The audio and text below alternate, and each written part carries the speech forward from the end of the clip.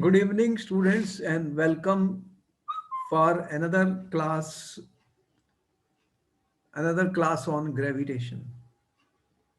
You already know that we have given few lectures on gravitation. Last time we have told you that the liquids exert an upward thrust, upward force when objects are immersed in a liquid. What we told you, if you immerse any object in a liquid, what happens, student? It experiences an upward force. It experiences an upward thrust. And the upward force exerted by the liquid is also called upthrust. And this is known as the buoyant force.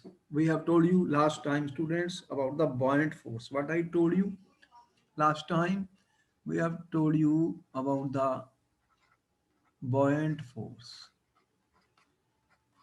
that when you immerse objects in the liquids, there will be an upward force which will be experienced by the liquid. That is why, students, when you put anything inside the liquid, the weight will appear to be less. It appears less. So we have told you last time, student, last time I have told you what is buoyant force. And we have also told you why certain objects sink in water and other floats. We have told you, for example, you told me that ship floats on water, but iron nail sinks. What was the reason for that, students? What is the reason? On what basis we say any object will float on water and what object will sink in the water, student? What was the basis of that which we told you? What we said? It is if the density of the object is more than water, it will sink. If the density of the object is less than water, then it floats. We have also explained this on the basis of the density of the object. What you said? The density of object is more than water. More than water, what will happen? Then it will sink.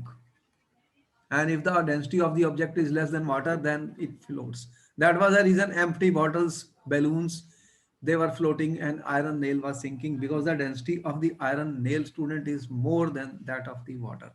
All these questions have been answered in the last topic which we talked of buoyancy, and you have seen that how a cork is floating whereas an iron nail sinks.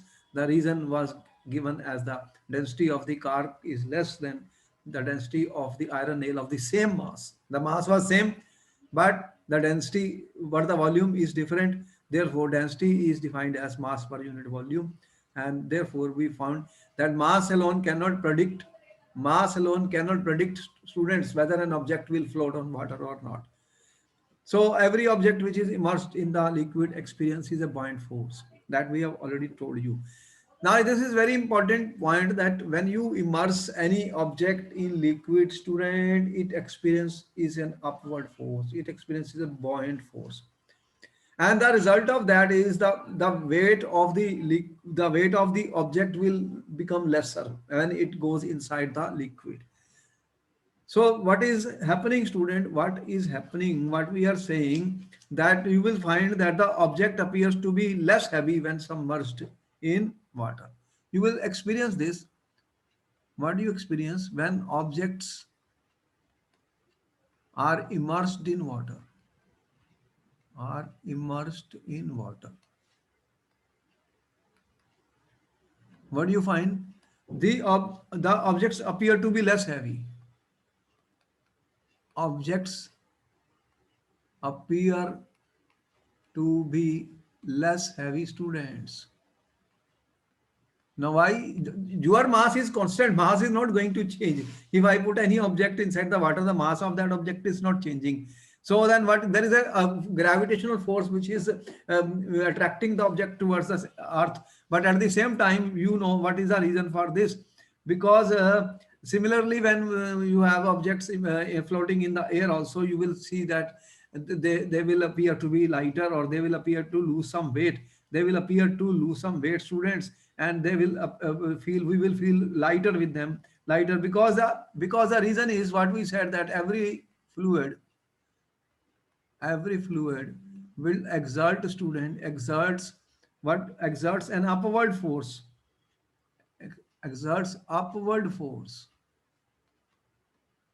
So every fluid exerts upward force, student, upward force on the objects immersed in it. Is it right or wrong, students?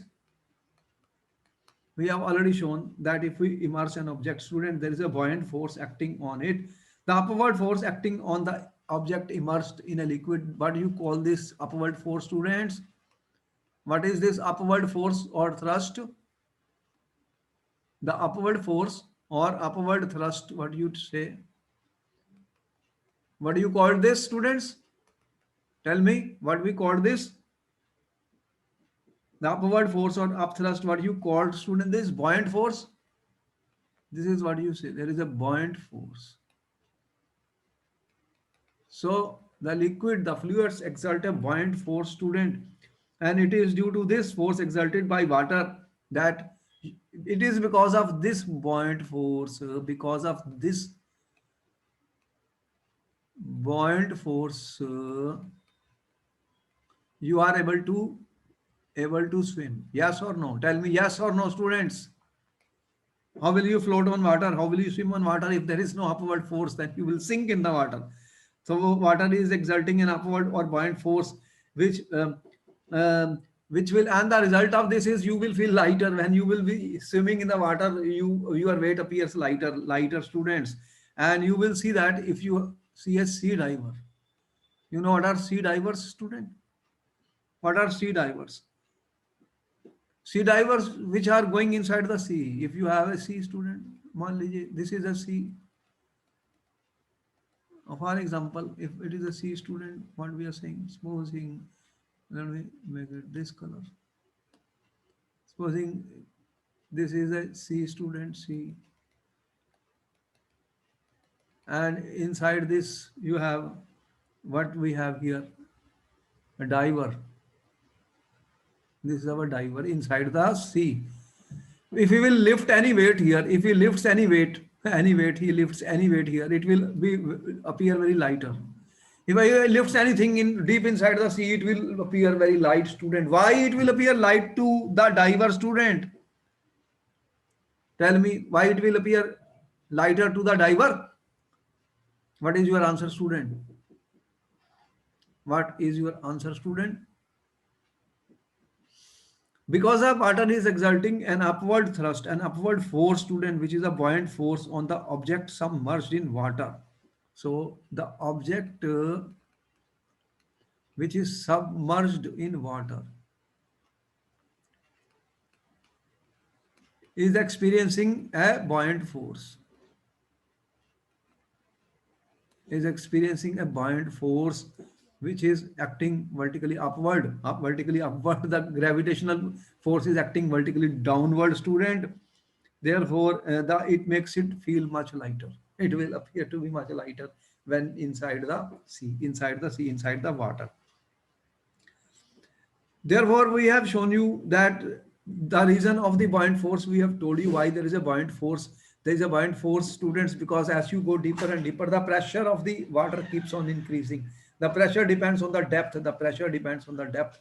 So the pressure is increasing. Therefore, the buoyant force is there. So as you will lower the object in a liquid, the greater upward pressure of the liquid underneath provides upward force or upward thrust, which we call as a buoyant force. And you have seen that when you take a bottle, activity was done last time, and you try to push it in the water, you have to apply a force. As soon as you release it, it comes back because of the buoyant force, which is and due to the buoyant force of the liquid in which it is immersed. Because liquids have pressure, and the pressure keep on increasing as you go deeper and deeper, students. With increase in depth, the pressure increases, and also it depends on the density of the liquid. If the density of the liquid will increase, then also the buoyant force will increase.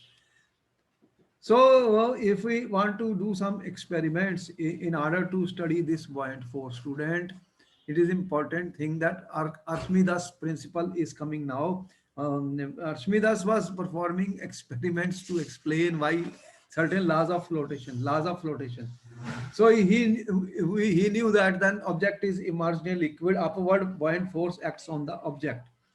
Now, how much is this buoyant force, student? How much is this buoyant force? You know that if buoyant force is more than the gravitational force which is acting downward, the liquid will float. The object will float on the liquid. Object will not sink. But if the buoyant force is less and the downward force is more, student, then the object will sink. So Archimedes was studying this. So what he was doing, what experiment he was doing. Here is a picture of the Archimedes. This principle is very important, student. We are coming to the Archimedes principle, which is very important.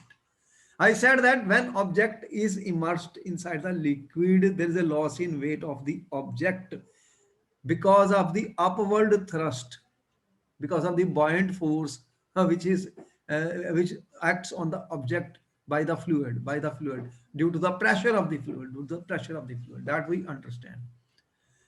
So what he did, let us perform an activity, student, to see what we are talking about, that there is a buoyant force which the fluids exert when objects are immersed in the liquid, and their weight appears to be much less when they are inside the liquid. Can we do an activity, students? Can we do an activity? Here you see that this is a weight of 5 kg. How much? 5 kg weight, student. Experiment, we are doing some activity. How much weight is there? 5 kg. And can you see this a balance? Spring balance. This is a spring balance. Have you seen this type of balances, student? देखे हैं आपने अपने lab में, where Yes, sir. as soon as you hang the objects it will give a reading. आपने देखे हैं ऐसे balances? Tell me, have you seen such balances, students? Yes, sir. अब इसमें क्या कितनी रीडिंग दिखा रहा है? Tell me how much reading it is showing. When the 5 kg weight is hanging, how much reading is there, student? 5 kg weight हमने इस पे डाला है, बताइए कितनी रीडिंग आ रही है? How much is the reading in this spring balance? कितना दिखा रहा है यहाँ पे? 5 kg दिखा रहा है. You can see that, students. This this reading is 5 kg here. 5. How much is this? 5. So this weight is 5 kg. 5 kg, students. Now what we do, we start immersing it in liquid. अब ये हम क्या कर रहे हैं, इसको liquid में डाल रहे हैं, students. It is going inside the liquid, we are immersing it in the liquid. What will happen if I put this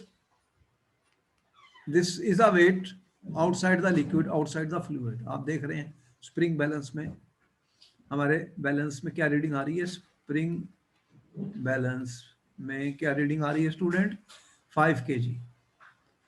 When it is not in liquid, when it is not immersed in liquid. I am not immersed it, not immersed. ठीक है. अब हमने क्या किया, students? इसको immerse कर दिया liquid में. अब ये कहां जा रहा है? लिक्विड के अंदर जा रहा है. What do you find that this value is decreasing? इसकी वैल्यू क्या हो रही है? कम हो रही है. वेट कितनी कम हो रही है? That we will see just now. There is a decrease in weight, student. There is a decrease in weight as soon as you are started putting it inside this.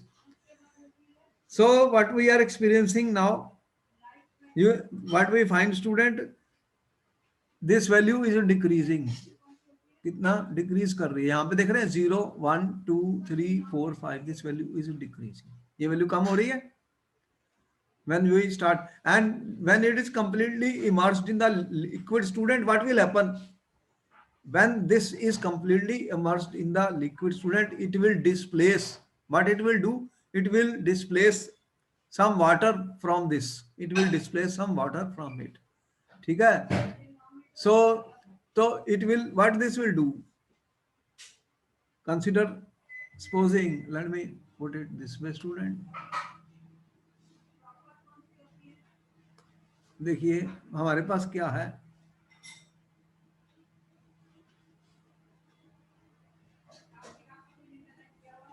Late me see student, supposing it is filled up to this point, completely filled है, this something is completely filled student.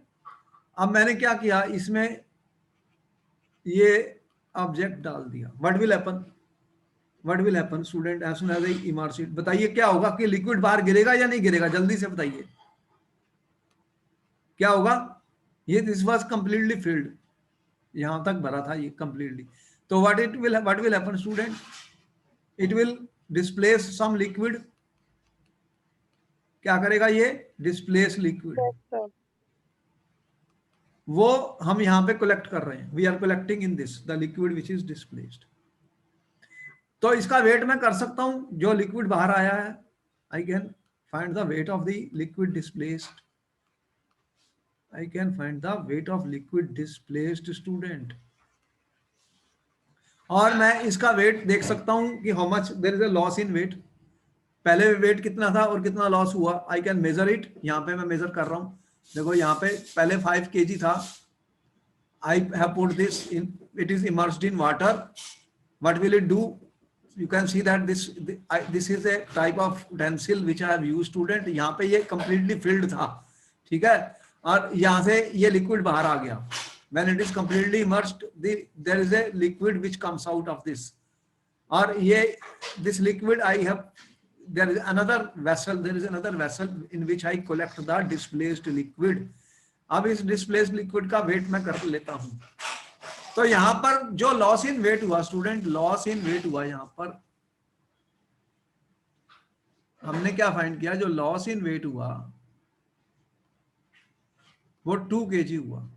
अब reading कितनी आ रही है, 5 से कितनी होगी 3, ये 3 kg है रीडिंग, तो 5 kg था पहले reading, when it is immersed completely reading कितनी आ गई 3 kg, तो लॉस इन वेट कितना हुआ स्टूडेंट, बट टेल मी कितना लॉस इन वेट हुआ, यहां पर लॉस इन वेट कितना हुआ students, before I immerse it the reading is 5 kg, ठीक है, और जब मैंने इसको पानी में कंप्लीटली इमर्स कर दिया student, when the object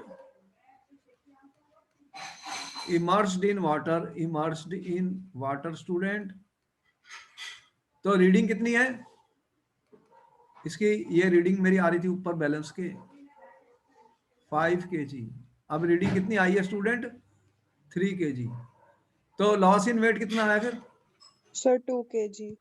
2 kg loss in weight हो गया, there is a loss in weight of 2 kg, and if you measure this water which is displaced, जो water displace हुआ student उतना ही जो water displace हुआ है, you will now measure the weight of the water displaced, the weight of water displaced student, the weight of water displaced is equal to also 2 kg, तो 2 kg पानी बाहर आया था यहां से, उतना ही वेट लॉस ये दिखा रहा है, जितना जो लिक्विड का वेट डिस्प्लेस हुआ है उतना ही वेट लॉस इसने शो किया स्टूडेंट।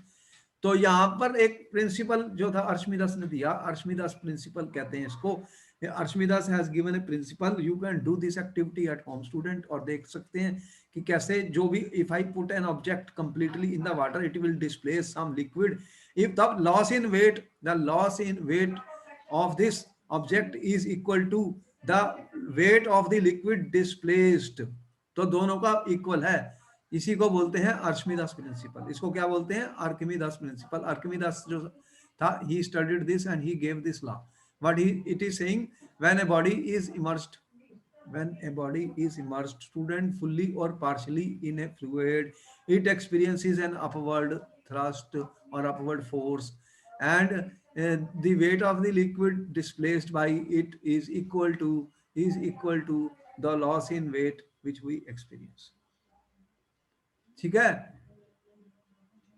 तो जितनी अप, क्यों होता है लॉस इन वेट, क्यों हुआ, हमने अभी बताया कि this is due to the upward thrust और अपवर्ड फोर्स, तो जो लॉस इन वेट हुआ स्टूडेंट, हम ये कह रहे हैं जो लॉस इन वेट हुआ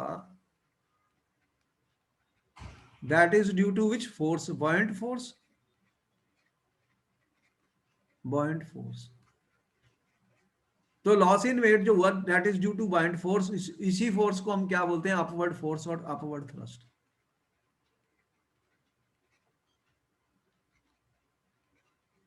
So the amount of the buoyant force which the object is experiences is equal to the weight of the fluid displaced by it. इसको क्या बोलते हैं? Archimedes principle. तो आपने नोट कर लिया student, what is Archimedes principal? The magnitude of the buoyant force experienced by the body, ठीक है, will displace is equal to the weight of the liquid displaced by the body. तो वही उसका loss in wait होता है, वही उसका loss in wait होता है, उसी को कहते हैं लॉस इन वेट स्टूडेंट, वही होता है. So when a body is immersed fully और partially in a fluid, it experiences an upward force that is equal to the weight of the fluid displaced by it. So that is why we can explain student why there is a loss in weight which we experience in this balance when the body is submerged in it due to the buoyant force. And uh, on this principle you see the ships are floating, submarines are floating, and lactometers which are used to determine purity of the milk, hydrometers, all these have been made on this. So hydrometer which are used to measure density of the liquids are also based on the principle which we are talking of, Archimedes principle. तो Archimedes principle ने क्या किया student? What it is saying, Archimedes ने what it is saying कि जब हमने water में कोई भी ऑब्जेक्ट को इमर्स कर दिया तो it will displace a liquid. How much the weight of the liquid will be equal to student the buoyant force which is experienced by the object. तो यहाँ पर ये जितने भी शिप्स जो फ्लोट करते हैं स्टूडेंट, जो भी सबमरीन्स वगैरह हैं, वो इसी प्रिंसिपल पर हम यूज करेंगे. तो इसी बेस पे सारे जो बने हैं लॉज ऑफ फ्लोटेशन जो सब हैं इसी बेसिस पर हैं. तो इवन गैसेस जो होती हैं वो भी एक्सर्ट करती हैं force on the object placed in them. तो यहाँ पर हमने 5 kg का ऑब्जेक्ट इमर्स किया, 2 kg वाटर डिस्प्लेस हुआ, तो लॉस इन वेट कितना हुआ? 2 kg. तो फिर इसका जो वेट कितना बचा? 5 - 2 3 kg, जो हमारे बैलेंस दिखा रहे हैं. our balance is showing that. So because of the buoyant force we are saying there is a loss in weight and that they displace, you see, the liquid. तो अगर कोई भी ऑब्जेक्ट है, अगर आपने if ship is put inside the sea, it will displace a liquid student. and if the weight of the liquid displaced is equal to the weight of the liquid displaced is equal to the buoyant force which is experienced by this. So if the weight of the liquid is more, if the weight of the liquid displaced is more than the weight of the object, then it will float on the water, because there is an upward buoyant force which is acting on the objects. So here we get some idea student. This is there are two forces which are acting on the objects when they are put in fluids or in liquids. One is vertically downward and other is an upward thrust which is acting vertically upward. If the buoyant force exerted is equal to the weight of the object, then object will float. What I can say now? हम क्या कह सकते हैं student? देखिए कोई भी object है student, जो when you are immersing anything in the liquid, when you are immersing anything in the liquid student, if you immerse an object in a liquid student, in a liquid और ए fluid में कह रहा हूँ, liquid की है या fluid की है, फ्लूइड में गैसेस भी आ जाती हैं स्टूडेंट, गैसेस भी आती हैं. Then what will happen? हमने ये देखा कि जो वेट ऑफ द ऑब्जेक्ट है student, weight of object is acting vertically downward. Yes or no? Tell me. Weight of the object is acting vertically downward. और buoyant force जो है student, buoyant force या upward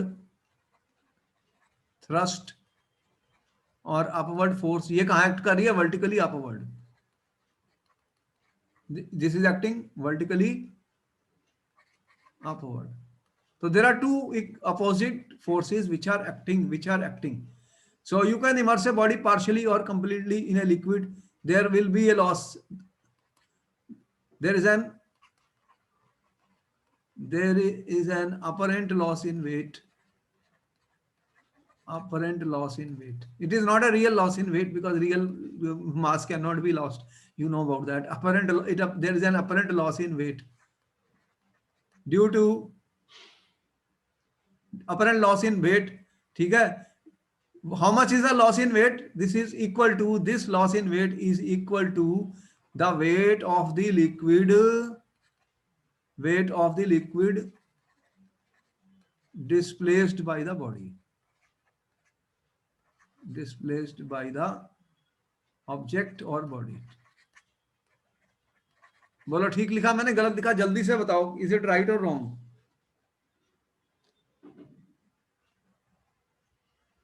बोलो सही है? Yes sir. तो जितना पानी बाहर आया उसका वेट आप कर सकते हैं जो हमने किया. That is the weight of the liquid displace is equal to the loss in weight of the body, or which is immersed inside the liquid, So this is also the loss in weight is equal to the weight of the liquid displaced is equal to buoyant force. वही loss in liquid बाहर क्यों आया students? Because the liquid was exerting an upward force, buoyant force, upward thrust. Due to that there is a displacement of the liquid. किसी भी चीज को आप पानी में डालते हैं, अगर आपने एक टब लिया जिसमें पानी भरा हुआ है, स्टूडेंट एक टब है जिसमें कंप्लीट पानी भरा है, आप बात ले रहे हैं, नहाने के लिए उस टब में जाते हो तो पानी बाहर गिरता है या नहीं गिरता? जल्दी से बताइए. तो पानी क्या करेगा? बाहर आएगा. कितना पानी बाहर आएगा?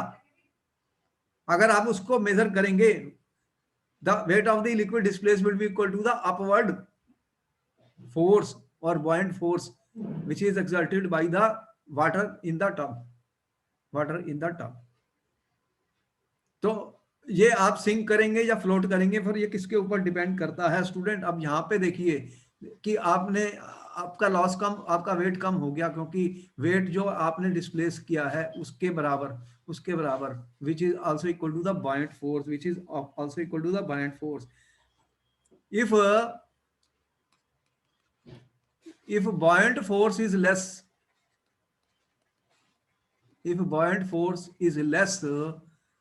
ठीक है, if buoyant force is less, student, what I am saying, if buoyant force is less, then what will happen?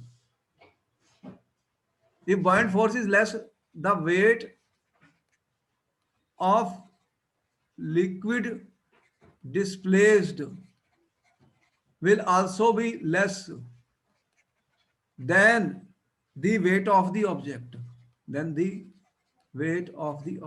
फिर क्या होगा? इस कंडीशन पे क्या होगा? इस पॉइंट पर क्या होगा स्टूडेंट? कि buoyant फोर्स कम थी, buoyant फोर्स लेस है, तो लेस है किससे? वेट ऑफ द ऑब्जेक्ट से. मैं ये कह रहा हूं buoyant फोर्स जो है वो वेट ऑफ द ऑब्जेक्ट से लेस है स्टूडेंट. तो लिक्विड जो डिस्प्लेस हुआ वो कितना हुआ? वो लेस हुआ. किसके वेट से? जो बॉडी के वेट से लिक्विड जो डिस्प्लेस हुआ वो कम हुआ. तो अंडर दिस कंडीशन क्या होगा स्टूडेंट? ऑब्जेक्ट जो होगा उसका क्या होगा? फिर वो ऑब्जेक्ट सिंक कर जाएगा. अब ये ऑब्जेक्ट क्या करेगा? सिंक कर जाएगा. बोलो सही लिखा मैंने, गलत लिखा? मतलब buoyant फोर्स कम है और ऑब्जेक्ट का वेट ज्यादा है. What we are saying? buoyant force कितनी है स्टूडेंट? लेस है than the weight of the object. इसका मतलब ये buoyant फोर्स के कारण ही लिक्विड डिस्प्लेस होता है. तो buoyant फोर्स जो होती है वो किसके इक्वल होती है? Weight of the liquid displaced. Wait of the liquid displaced के इक्वल होती है. बोलो यस और नो. अगर ये लेस है इससे तो क्या होगा? फिर ये सिंक कर जाएगा. Object will sink. Student yes और नो? जल्दी से बताइए ये सही है या नहीं? यहाँ पे देख रहे हो फ्लोटिंग बॉडी हमने दिखाई है. फ्लोटिंग बॉडी स्टूडेंट, यहाँ पे weight more than the fluid displaces, ये सिंक कर गया. यहाँ पे ये सिंक कर गया स्टूडेंट क्योंकि इसका वेट ज्यादा है और जो लिक्विड डिस्प्लेस हुआ है वो कम डिस्प्लेस हुआ है. ठीक है, आपने आयरन नेल डाला तो पानी में सिंक कर गया. तो वो क्यों? क्योंकि उसका वेट ज्यादा है जितना उसने लिक्विड डिस्प्लेस किया उससे. और अगर स्टूडेंट्स, अगर ये हमने एक पॉइंट लिखा अब मैं दूसरा ये कह रहा हूं कि अगर ये दोनों बराबर हो जाएं, अगर दोनों बराबर हो जाएं स्टूडेंट, फिर क्या होगा? If buoyant force is equal to weight of the liquid, तो इसका मतलब क्या हुआ कि जो वेट डिस्प्लेस हुआ है, वेट ऑफ लिक्विड डिस्प्लेस्ड है, जो that is equal to weight of the liquid, weight of liquid displaced is equal to student weight of the liquid. इस केस में क्या होगा, क्या होगा फिर? अब ये ऑब्जेक्ट क्या करेगा फिर? ऑब्जेक्ट फ्लोट करेगा, फिर फ्लोट करेगा, क्या करेगा? यहाँ पे फ्लोट कर रहा, देख रहे हैं? तो फ्लोट कर रहा है यहाँ पर, आराम से स्टेशनरी हो गया, स्टेशनरी हो गया। बाइंड फोर्स और वेट दोनों बराबर हो गए, नीचे की फोर्स और ऊपर की फोर्स दोनों बराबर हो गए स्टूडेंट। तो ये वेट ऑफ द लिक्विड जो है वो जितना डिस्प्लेस उसने किया वो वेट ऑफ द लिक्विड के इक्वल है, वेट ऑफ द लिक्विड के इक्वल है। तो यहाँ पर ये देख रहे हैं फ्लोट, फ्लोट करेगी बॉडी, क्या करेगी बॉडी? फ्लोट करेगी। यहाँ पर देख रहे हैं आप, ये फ्लोटिंग बॉडी है, ये फ्लोटिंग बॉडी है स्टूडेंट। ये दोनों बैलेंस हो गई हैं, बैलेंस हो गई हैं। इसमें बाइंड फोर्स और वेट दोनों इक्वल हो गए। बाइंड फोर्स नीचे से लग रही है, वेट ऊपर से लग रहा है, दोनों फोर्स इक्वल हो गई, दोनों फोर्स इक्वल हो गई।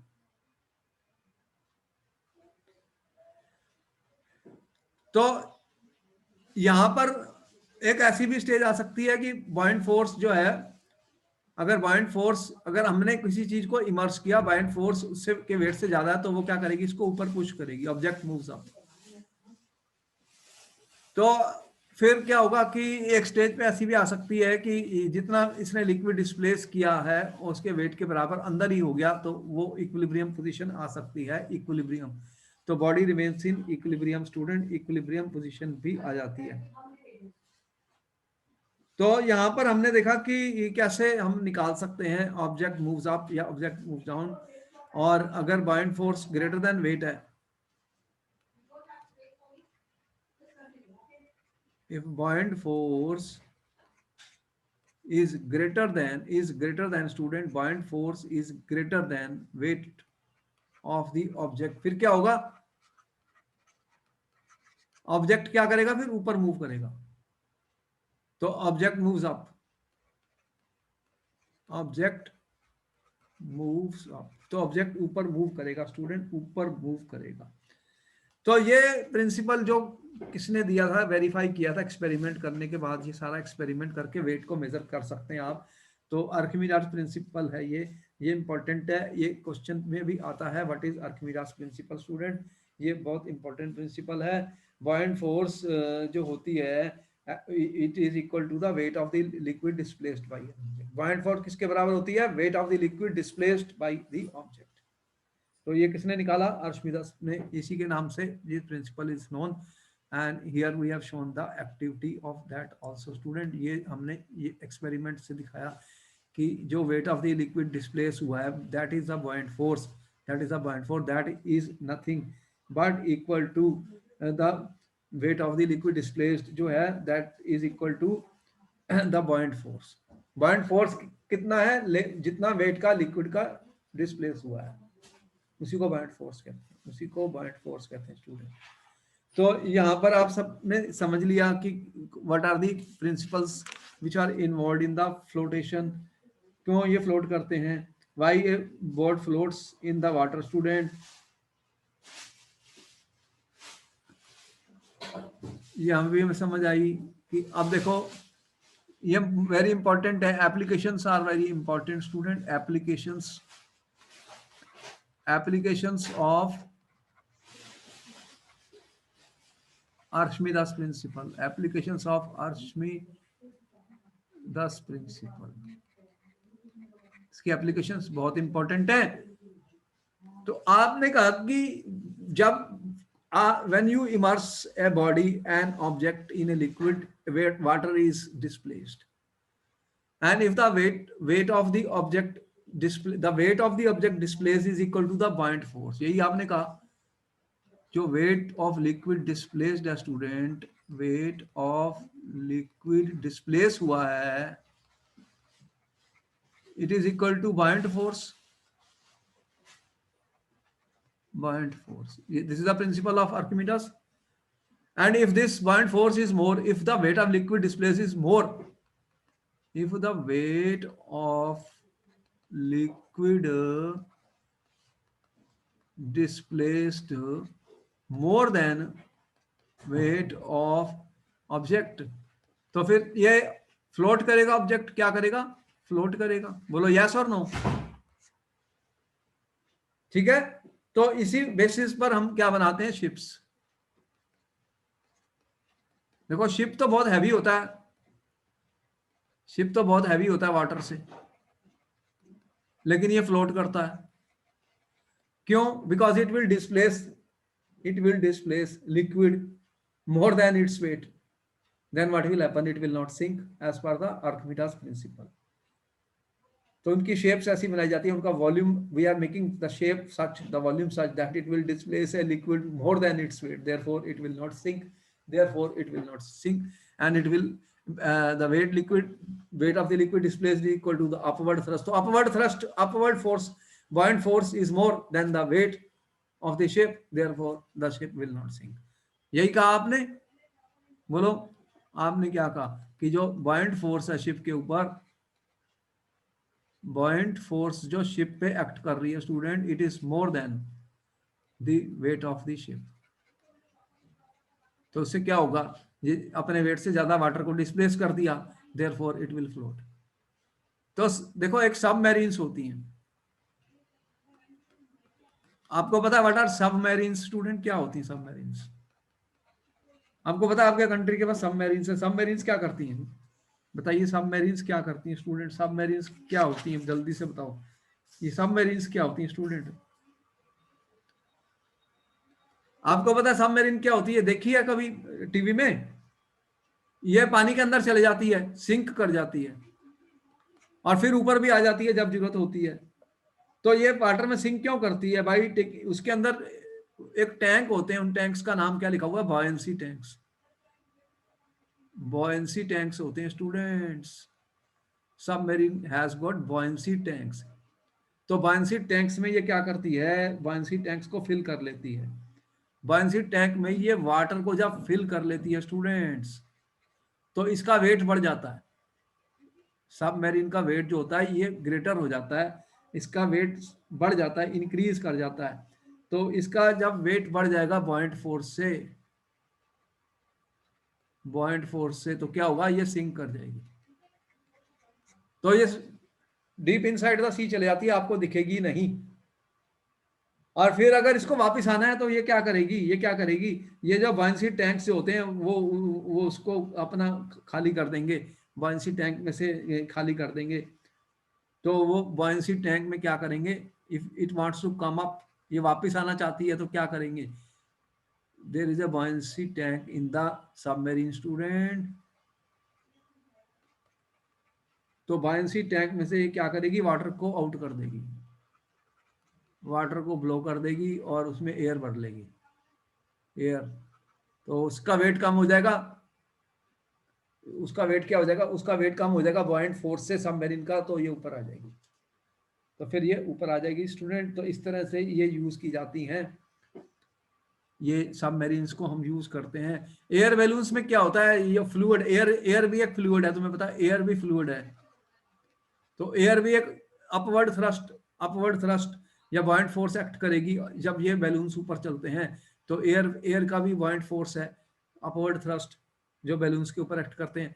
तो होगा क्या कि इनसाइड बैलून्स के इनसाइड जब हम गैस भर देते हैं स्टूडेंट, वो हल्की होती है एयर से, वो लाइटर होती है. या उसे हीट कर देते हैं, वो गर्म होती है. तो एयर अगर गर्म होगी अंदर तो वो लाइटर होती है स्टूडेंट. तो वो क्या करती है, जो बाहर की एयर है उसको डिस्प्लेस करती है. तो अगर बॉयंट फोर्स नीचे, अगर बॉयंट फोर्स बढ़ जाएगी, बॉयंट फोर्स अगर मोर हो जाएगी स्टूडेंट उसके वेट से, तो वो ऊपर राइज करेगा. क्या करेगा, ऊपर राइज करेगा. तो एयर भी जो है एक बॉयंट फोर्स एक्सर्ट करती है, जिससे कि ये बैलून्स हमारे ऊपर चलते हैं. ये एयर जिसमें हम हीलियम जैसी गैस भी भरते हैं, आपने देखा होगा हीलियम के बैलून्स होते हैं. तो हॉट एयर्स के होते हैं जिनमें हॉट, तो ये जो ऊपर जाते हैं, जो स्पोर्ट्स भी चल रही है स्पोर्ट्स की, जिसके ऊपर दो आदमी बैठ के चले जाते हैं ऊपर, फिर नीचे आ जाते हैं, ये सारे उसी के बेस पर बने हुए हैं एयर बैलून्स जो आपने देखे हैं। तो अर्शमिदास प्रिंसिपल के बेस पे ही ये सारे एप्लीकेशंस हैं जो हम बता रहे हैं आपको। तो सब मैरीन के अंदर ऐसे टैंक्स होते हैं जिनमें buoyancy tanks which are called buoyancy tanks, they can fill it, the weight will become more, it will sink. और अगर ऊपर आना है तो then they will release that buoyancy water from the buoyancy tank, उसका वेट कम हो जाएगा, बॉयंसी फोर्स मोर हो जाएगी, तो it will rise on the sea. इसी तरह ही जो बैलून हमारे हैं उनमें हॉट एयर्स भरी जाती है, तो वो एयर को डिस्प्लेस करते हैं, तो वो हवा में लाइटर हो जाते हैं और वो ऊपर चले जाते हैं, एयर से लाइटर हो जाते हैं, तो they rise above the ground. अब इस तरह से अर्शमिदास के प्रिंसिपल से ये इन्होंने बनाए एक इंस्ट्रूमेंट जिसे बोलते हैं हाइड्रोमीटर। हाइड्रोमीटर क्या होता है स्टूडेंट, उससे क्या करते हैं, हाइड्रोमीटर से हम डेंसिटी निकाल सकते हैं, अब ऑब्जेक्ट्स की डेंसिटी मेजर कर सकते हैं। यहाँ पे लिखा हमने, hydrometer is instrument to measure relative density of the liquids. Hydrometer physics में हम यूज करते हैं एक इंस्ट्रूमेंट है स्टूडेंट, हाइड्रोमीटर। तो इससे we can measure the relative density, we can measure the relative density of liquids, relative density of liquids को measure कर सकते हैं by using hydrometer.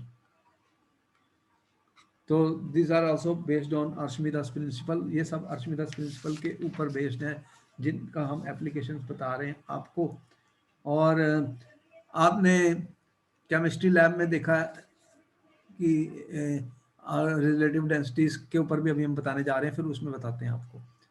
Certain group of fishes use Archimedes to go up and down the water. कुछ fishes होती हैं students पानी के अंदर, उनके अंदर स्विम ब्लैडर्स होते हैं जिसमें वो एयर को भर लेती हैं, और उससे क्या होता है कि जो फिश है उसके ऊपर नीचे बॉयंट फोर्स एक्ट कर रही है और ऊपर उनका वेट है, तो बॉयंट फोर्स बढ़ जाती है। अगर बॉयंट फोर्स बढ़ जाएगी स्टूडेंट तो वो फिश उसमें स्विम कर लेती है। तो यहाँ पर वो अपने सरफेस के फिश ऊपर आ जाती हैं due to the swim bladder होते हैं उनके अंदर, स्विम ब्लैडर होते हैं जिसमें वो एयर को भर लेती हैं, एयर को भर लेती हैं। तो ये सारे जो प्रिंसिपल्स हैं, ये सारी जो एप्लीकेशंस हैं किसकी हैं, ये सारी की सारी एप्लीकेशन जो हम बता रहे हैं student, these are the applications of Archimedes principle.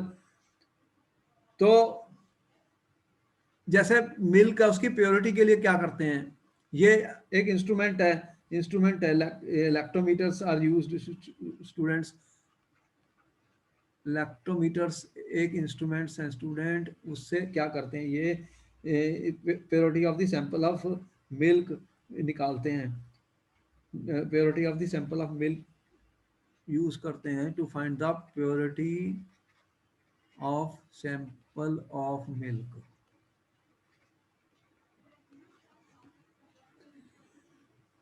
तो देखिए कि जितना भी फ्लोटेशन के प्रिंसिपल्स हैं वो एक चीज पर हमने बताए सारे, आज आज जो भी था हमारा लेक्चर आर्किमिडीज प्रिंसिपल के ऊपर, कि जब भी whenever you are immersing bodies in the liquid they will displace weight, and how much is the weight displace, that is equal to the buoyant force, and if the weight of the liquid displaced or the buoyant force is more than the weight of the body, then body will float. If we want body to float, then we try to make such a shape of the body so that this body can float, otherwise the body will sink. नहीं तो क्या करेगी ये body, sink कर जाएगी student. अब देखिए कि हमने आपको एक चीज बताई इसके अंदर बहुत इंपॉर्टेंट, क्या बताई कि जो लिक्विड है, अगर if I increase the density of the liquid student क्या होता है, if the density of the, हमने क्या बताया आपको डेंसिटी के बारे में, supposing I talk of the density student, what is density? Density is defined as mass per unit volume. You are saying density is mass per unit volume. तो जैसे कि अगर आपने ये कहा कि जो कॉर्क है, एक मेरे पास कॉर्क है और then I have a iron nail supposing, same mass है, दोनों का सेम मास है स्टूडेंट, एम सेम है, लेकिन इसका वॉल्यूम ज्यादा है वॉल्यूम, और इसका वॉल्यूम लेस है, इसका वॉल्यूम लेस है। तो हमने फिर डिफाइन की डेंसिटी एज मास पर यूनिट वॉल्यूम, मास पर यूनिट वॉल्यूम। तो इसकी डेंसिटी जो है स्टूडेंट, इसका वॉल्यूम कम है, इसका वॉल्यूम ज्यादा है, ये दोनों डिफरेंट है, मास सेम है, तो डेंसिटी D1 और D2 बताई।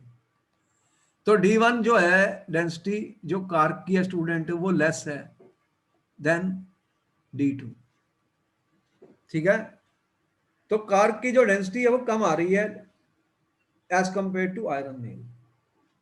और एक वाटर की डेंसिटी है जिसके ऊपर हम ऑब्जेक्ट्स को डालते हैं, water density.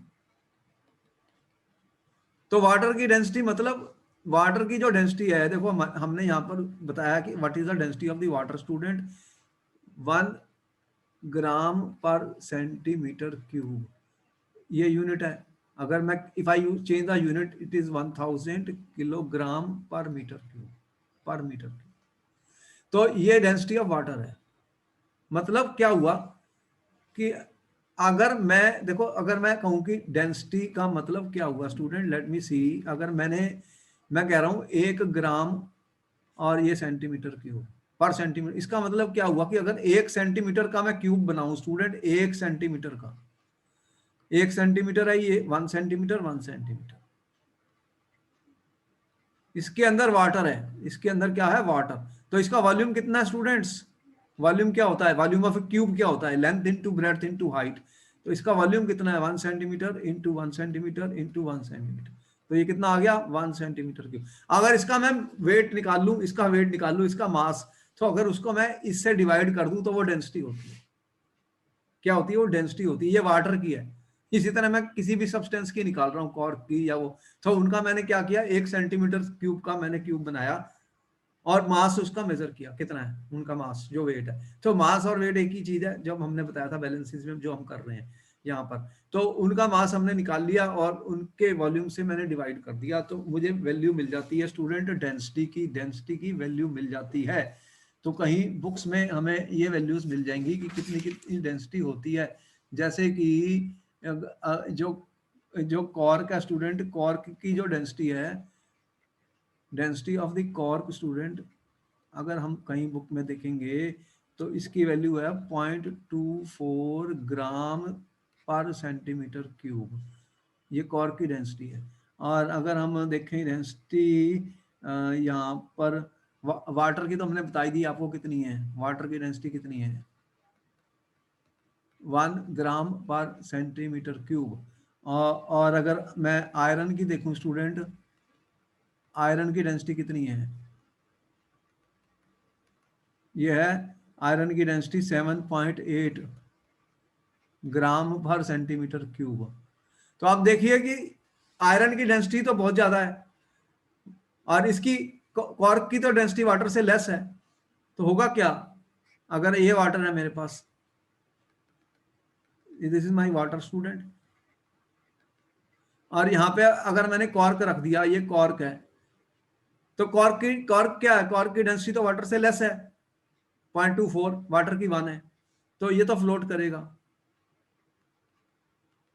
Cork will float. और सेम मास का मैंने आयरन डाल दिया, आयरन की डेंसिटी तो बहुत ज्यादा है, तो क्या होगा, ये आयरन मैंने डाला था, आयरन का पीस है ये,